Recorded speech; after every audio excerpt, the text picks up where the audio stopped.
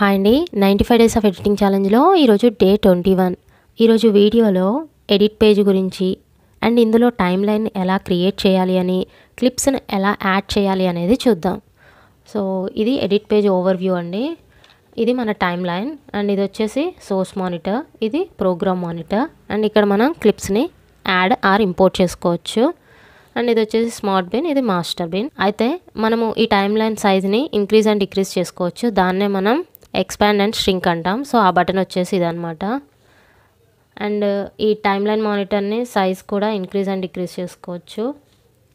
And ఇక్కడ మనం మిక్సర్ని, metadata, inspector, ఈ వ్యూస్ అన్నీ చూడొచ్చు.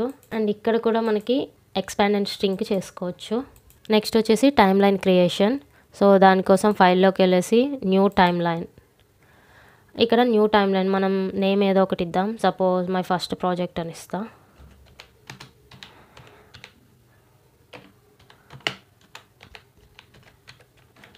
మై ఫస్ట్ ప్రాజెక్ట్ అని ఇస్తున్నా.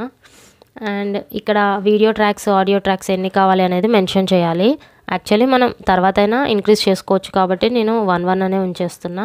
అండ్ ఆడియో ట్రాక్ టైప్ వచ్చేసి స్టెరియో పెడుతున్నా. అండ్ ఎంటీ టైమ్ లైన్ అనేది సెలక్షన్లో ఉంచాలి, అంటే మనకి అక్కడ ఒక ఎంటీ టైమ్ లైన్ రావాలి అని చెప్పేసి. అండ్ యూజ్ ప్రాజెక్ట్ సెట్టింగ్స్ అని ఉంది కదా, ఇది సెలక్షన్లో ఉంది కదా. ఇది ఏంటి అంటే ఇప్పుడు మనం దీన్ని సెలక్షన్ తీసేసి చూద్దాం.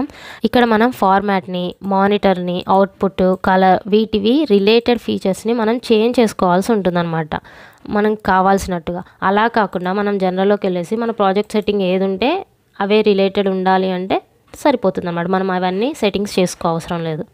So create video track, audio track అనేది క్రియేట్ అయిపోయింది. అండ్ ఇక్కడ మన టైమ్ లైన్ నేమ్ వచ్చేసి మై ఫస్ట్ ప్రాజెక్ట్.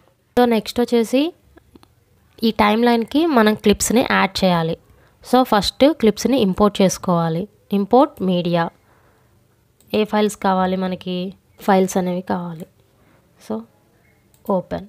నెక్స్ట్ ఈ క్లిప్స్ అనేవి ఈ టైమ్ లైన్కి ఎలా యాడ్ చేయాలో సో ఏ క్లిప్ని అయితే యాడ్ చేయాలనుకుంటున్నామో ఆ క్లిప్ని సెలెక్ట్ చేసుకొని సోర్స్ మానిటర్లో ప్లేస్ చేసేసుకొని ఎక్కడి నుంచి ఎక్కడి వరకు కావాలో సెలెక్ట్ చేసుకోవాలి.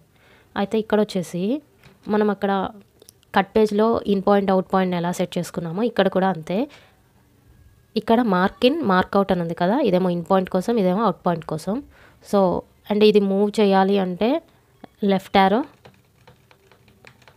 And move forward right arrow. So వాటిని యూజ్ చేసి అడ్జస్ట్ చేసుకోవచ్చు. నాకు ఇక్కడ ఇన్ పాయింట్ కావాలి, సో ఇన్ పాయింట్ సెలెక్ట్ చేశాను, సెట్ చేశా. నెక్స్ట్ వచ్చేసి అవుట్ పాయింట్ అయిపోయింది. సో ఇక్కడ వరకు అవుట్ పాయింట్ ఓ అని ప్రెస్ చేయొచ్చు. ఇన్ పాయింట్, అవుట్ పాయింట్కి ఓ యూజ్ చేయొచ్చు, లేదా మార్క్ ఇన్, మార్క్ అవుట్ కూడా యూజ్ చేసుకోవచ్చు.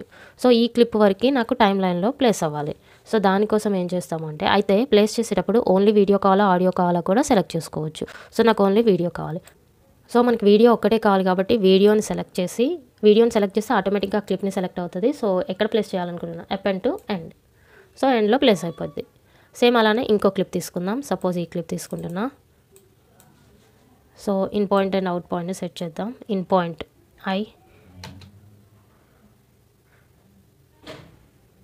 అవుట్ పాయింట్ ఓ.